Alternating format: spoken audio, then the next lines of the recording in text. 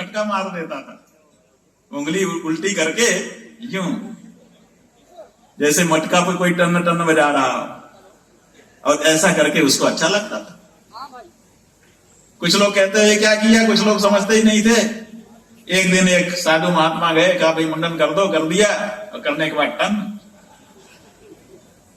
तो महात्मा जी समझ गए कि ये उद्धत है, इसको शिक्षा देनी चाहिए।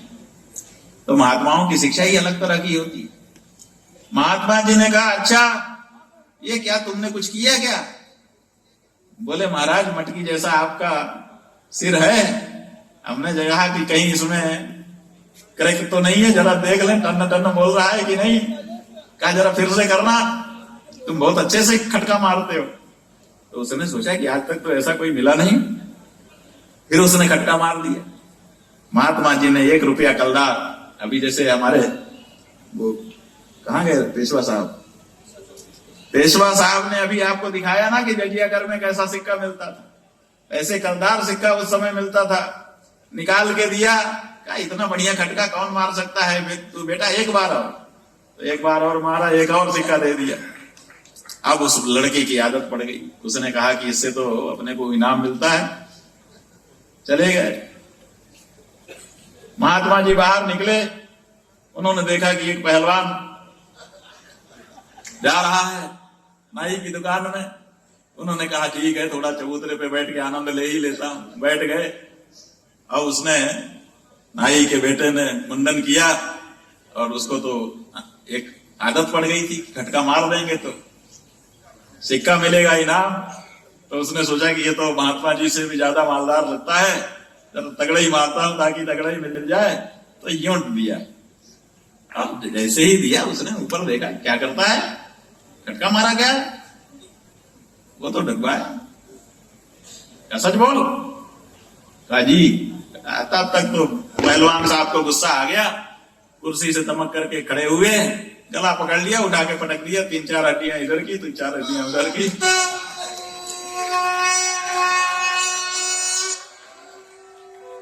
समझ रहे हैं ना?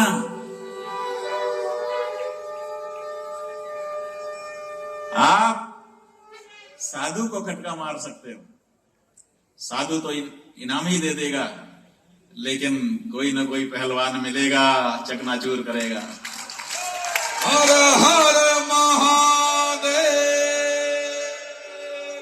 आप लोग समझ रहे होंगे, क्योंकि जो गाइडलाइन है उसमें नाम लेने की मनाही है। हमारा स्वभाव तो नहीं है बिना नाम लिए बोलने का, हम गोल गोल नहीं बोलते, जलेबी नहीं छानते, लेकिन क्या करें, गाइडलाइन है, तो इसलिए गाइडलाइन के कारण नाम नहीं बोल सकते। तो आप लोग समझ लेना। और शंकराचार्य भगवान की। तो बंधुओं, गाय,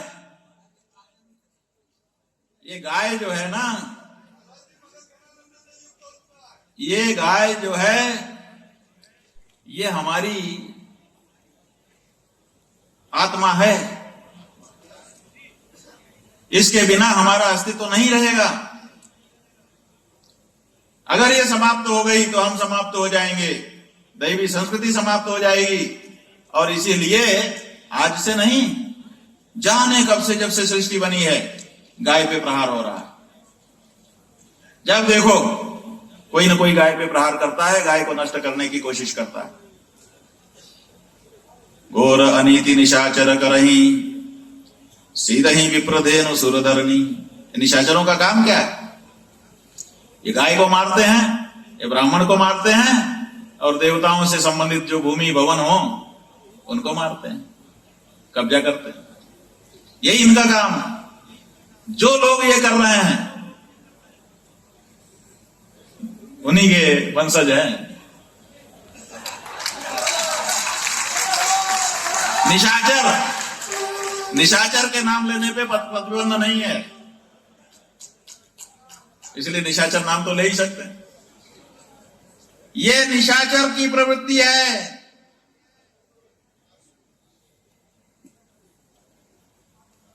जहां जहां विप्रधेनु सुरपा, वहीं नगर गांव पूरा आग ही लगा वहीं। जहां जहां विप्र धेनु सुर मिल जाते हैं वहां आग लगाने की इनकी प्रवृत्ति होती ताकि इनको नाश कर दे। जब भगवान श्री कृष्ण का आविर्भाव हुआ, वसुदेव जी ने उनको नंद बाबा के यहां पहुंचा दिया। वहां से योग माया को लेकर के वापस आए। कंस ने घुमा करके पटकना चाहा, माता उसके हाथ से छूट करके आकाश में अष्टभुजा रूप दिखा करके खड़ी हो गई।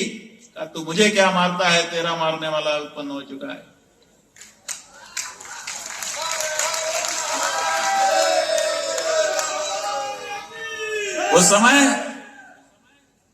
उस समय कंस ने मंत्रिमंडल की बैठक बुलाई है, भागवत जी में लिखा है। मंत्रियों से पूछा क्या करें। मंत्रियों ने अपनी अपनी सलाह दे के कहा महाराज हमने अपनी सब सलाह दे दी, अब आप निर्णय कर दीजिए। तो निर्णय क्या करता है? निर्णय करता है कि जहां जहां ब्राह्मण हो, जहां जहां गाय हो, जहां जहां यज्ञ हो रहा हो, वहां जाके विघ्न उत्पन्न करो। स्वभाव है, आसुर स्वभाव है। और राक्षसों का कोई अलग वंश नहीं होता है, ये किसी भी जगह उत्पन्न हो जाते हैं। भोज वंश, यदु वंश कोई सामान्य वंश नहीं था। एक से एक प्रतापी धर्मात्मा राजा हुए थे, उसी में तो पैदा हो गया। और ये भी नहीं है कि उनके वंश में कोई भगवत भक्त नहीं जन्मता है। हिरण्यकशिपु यहां प्रहलाद हो गया, हुआ कि नहीं हुआ? इसलिए कौन कहां उत्पन्न हो जाएगा कह नहीं सकते। कोई उनका टोला अलग बटा हुआ नहीं है, किसी भी टोले में असुर उत्पन्न हो सकते हैं। देवी भागवत में लिखा है कि निशाचरों ने अच्छे अच्छे घरों में जन्म ले लिया है, अच्छा अच्छा वेशभूषा धारण करके अपनी प्रवृत्ति को चला रहे हैं। इसलिए कोई अमुक खानदान में जन्मा है, कोई अमुक तरह का वेशभूषा धारण करता है, इतने से उसके ऊपर भरोसा मत करो। उसकी प्रवृत्ति देखो कि इसकी प्रवृत्ति दैवी है कि आसुरी है। दैवी प्रवृत्ति है तो उसका साथ करो, सहयोग करो, और आसुरी प्रवृत्ति है तो उससे बच के रहो, दूर रहो। इसलिए हमने कहा था कि 40 दिन के बाद हम आएंगे। जो कहा था किया कि नहीं किया? आए हैं, बैठे हैं। आप शर्तनामा दे रहे हो। हमसे पूछ रहे थे पत्रकार लोग सवेरे कि इतनी सारी शर्तें हैं, आप क्या कहना चाहेंगे? हमने कहा कि हिरण्यकशिपु ने शर्त लगाई थी ब्रह्मा जी के सामने, कहा कि हम अमर हो जाएं। क्या अमर तो नहीं हो सकते? कहा शर्त है। जैसे ये कह रहे थे सभा मत करो, हमने कहा नहीं वो तो होगी। कहा शर्त है। क्या शर्त है? कहा कि हम अंदर ना मरे, हम बाहर ना मरे, हम ऊपर ना मरे, हम नीचे ना मरे, हम शस्त्र से ना मरे, अस्त्र से ना मरे, हम दिन में ना मरे, हम रात में ना मरे। तरह तरह की शर्त लगा दी। इतनी सारी शर्तों के होने के बाद भी मरा कि नहीं मरा? इसी तरह से 36 शर्त के बाद भी रोक है। अपने लोग ज्यादा नहीं बोल सकते। और शंकराचार्य भगवान की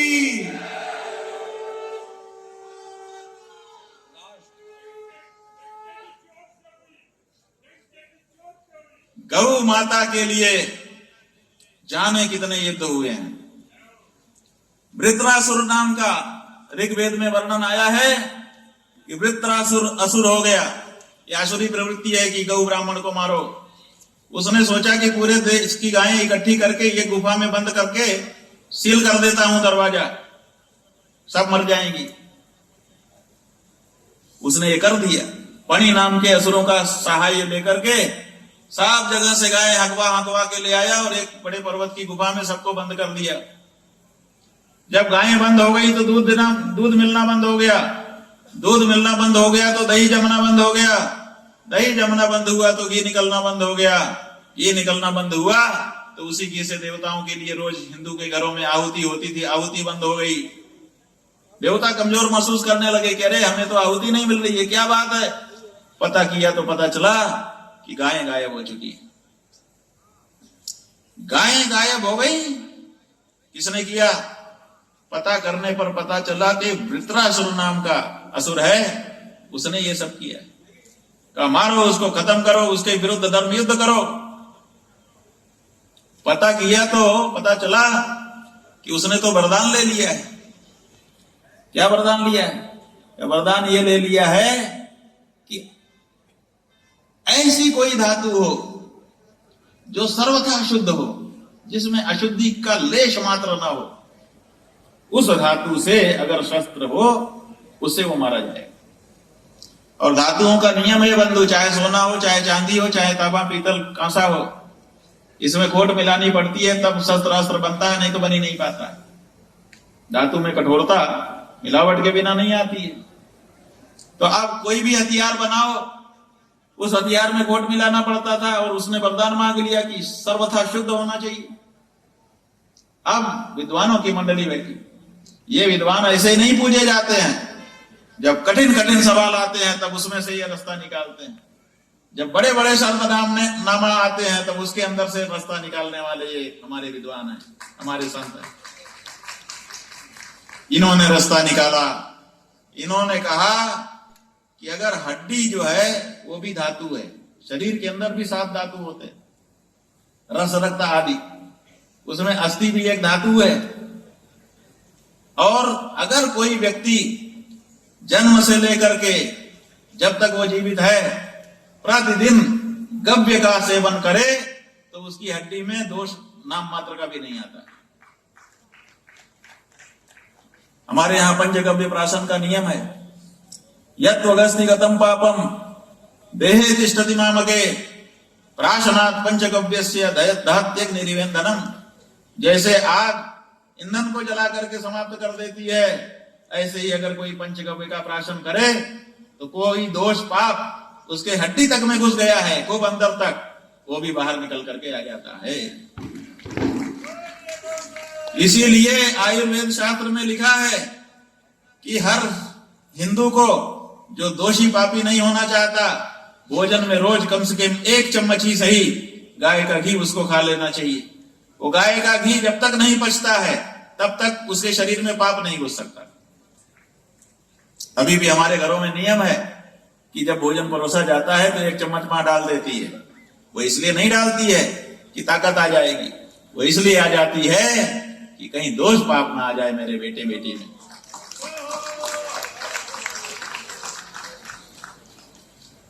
तो खोज शुरू हुई कि भाई कौन है ऐसा। तो आप समझिए कि कोई किसी न किसी कारण से कितना भी नियमी आदमी हो, नागा हो ही जाता है। अब ये माता आई है, बोली हम तो वृंदावन से बाहर जाते ही नहीं, आज ही अकेले आए। तो गौ माता के नाम पे निकल ही पड़ी, तो इनका वो नियम एक रूप से खंडित हो गया। इसी तरह से हम लोग जाने कितने नियम लेते हैं, लेकिन परिस्थितियों बस कभी कभी आगे पीछे हो जाता है, खंडित हो जाता है। तो लोग गौ माता का गव्य तो सेवन करते थे, लेकिन किसी न किसी दिन किसी का खंडित हुआ था। लेकिन अथर्ववेद का पारायण करने वाले दध्य का अथर्वण ऋषि, अथर्वा ऋषि के पुत्र दधीची थे, वो नैमिषारण्य में गोमती नदी के किनारे निवास करते थे। ये गोमती नदी जो है ना, ये गोमती माने गाय वाली नदी है। जैसे रूपमती माने रूप वाली, ऐसे ही गोमती माने गाय वाली। ये गाय वाली नदी है। ये जो लखनऊ है गाय वाली नदी के किनारे बसा हुआ है, इसीलिए हम लोग यहाँ पे गाय की चर्चा करने के लिए इकट्ठा हुए। गोमती नदी के किनारे नैमिषारण्य के पास दधीची ऋषि रह रहे थे। लोगों ने बताया कि उनका पक्का नियम है, उनके पिताजी के समय से एक दिन भी नागा नहीं करके उन्होंने गव्य का सेवन किया है। अगर वो अपनी हड्डियां देने को तैयार हो जाएं तो उससे वृत्रासुर को मारा जा सकता है। तो इंद्र उनके पास गए, प्रार्थना की। उन्होंने कहा कि गाय के लिए अगर कोई जीवन दे देता है तो उसका जीवन सफल माना जाता है। वैसे प्राण के परित्याग को अच्छा नहीं माना जाता है, आत्महत्या माना जाता है।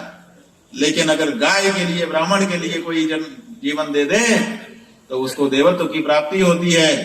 गौ माता के लिए मेरा शरीर समर्पित है, लेकिन गाय ही आए हड्डी लेने के लिए, मेरी भी ये शर्त है, उन्होंने कहा। और तब सुरभि गौ माता आई, आकर के उनके शरीर को चाटा, और उनके चाटने से जो मांस था वो अलग हो गया, हड्डियां सामने दिखाई देने लगी, और उस हड्डी का संचय करके इंद्र ने वज्र बनाया, और उसका प्रहार जब वृत्रासुर पे किया तो वृत्रासुर मारा गया, और गुफा का दरवाजा खोल दिया गया। ऋग्वेद में लिखा हुआ है प्रथम मंडल में कि जब वो दरवाजा खुला तो गाय ऐसे बाहर निकली जैसे कोई बहुत बड़े बांध का फाटक टूट जाए तो पानी कैसे निकल करके भागता है, ऐसे रमाते हुए सारी गौएं बाहर निकल करके आ गई। बोल गौ माता की। इसलिए गाय के लिए लोगों ने प्राण दिए हैं, गाय के लिए लोगों ने अपना संसाधन दिया है, गाय के लिए हमारा पूरा का पूरा सनातनी समाज सदा से समर्पित रहा है। जाने कितने युद्ध हुए, विश्वामित्र वशिष्ठ जी का गाय के लिए युद्ध हुआ, कार्तवीर्यार्जुन और परशुराम जी। परशुराम जी ने 21 बार क्षत्रियों का संहार क्यों किया? गाय के लिए किया। उन्होंने कहा कि मैं अपने हाथ में परशु इसलिए लेके चल रहा हूं ताकि मैं गौ रक्षा कर सकूं। परशुराम जी के हाथ में जो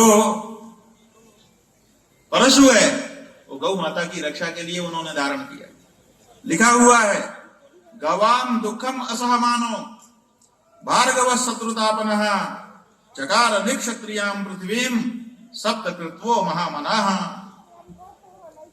गवाम दुखम अपाकर्तुम शास्त्रम जग्राह भार्गव। गायों का दुख दूर करने के लिए उन्होंने अपने हाथ में शस्त्र धारण किया। गायों का दुख हमारे पूर्वजों ने कभी नहीं देखा। हनुमान जी महाराज वो भी गौ भक्त हैं, गौ रक्षक हैं। आनंद रामायण में कथा आई है, हमने पढ़ा कि जब महिरावण अहिरावण रावण का सहयोग करने के लिए विभीषण का वेश धारण करके धोखा दे करके राम और लक्ष्मण जी को पातालपुरी में लेके चले गए, तो रावण जी को हनुमान जी को पता चला, तो हनुमान जी पातालपुरी में पहुंच गए। और जब पातालपुरी में गए तो उन्होंने क्या देखा?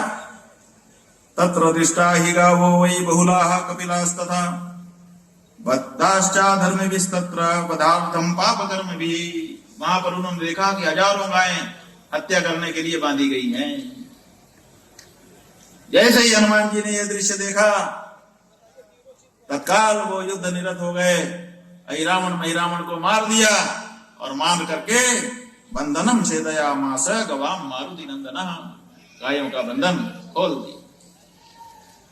गायों के बंधन से मुक्त करना बहुत बड़ा पुण्य माना जाता है। भगवान शंकराचार्य जी ने सूर्य प्रातः स्मरण लिखा है, उसमें सूर्य भगवान का एक नाम उन्होंने लिखा, बड़ा मार्मिक है। कहते हैं गो कंठ बंधन विमोचन वादिदेव। आप गायों के कंठ में जो बंधन है उसका विमोचन करने वाले हैं। सवेरा होते ही लोग गाय का कंठन खोल के उसको फ्री कर देते हैं। क्या बात है भैया? अच्छा, ये जरूरी काम था आपका, ये बहुत जरूरी बात थी, इसीलिए डिस्टर्ब किया। ऐसे भी लोग हैं अपने ही समाज में, क्या करोगे? तो हनुमान जी ने गाय की रक्षा की। इसी तरह से जाने कितने उपाख्यान अपने शास्त्रों में पढ़े हुए, गाय की रक्षा, गाय की रक्षा, गाय के लिए सब युद्ध हुए।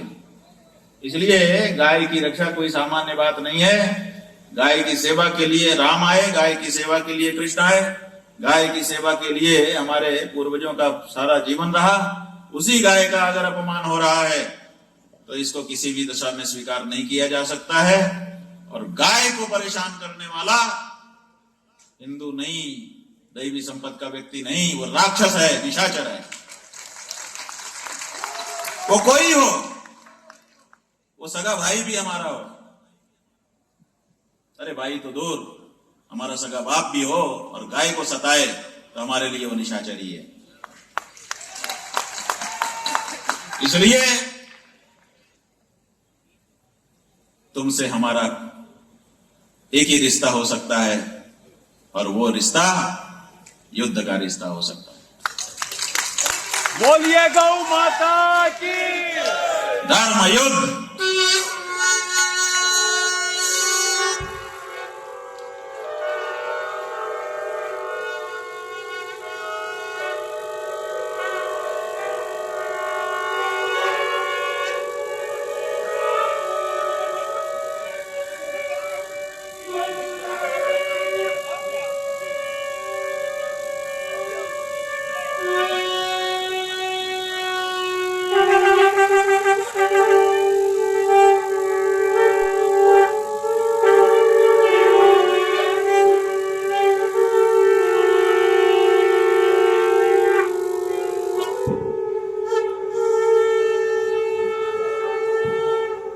बोल सकते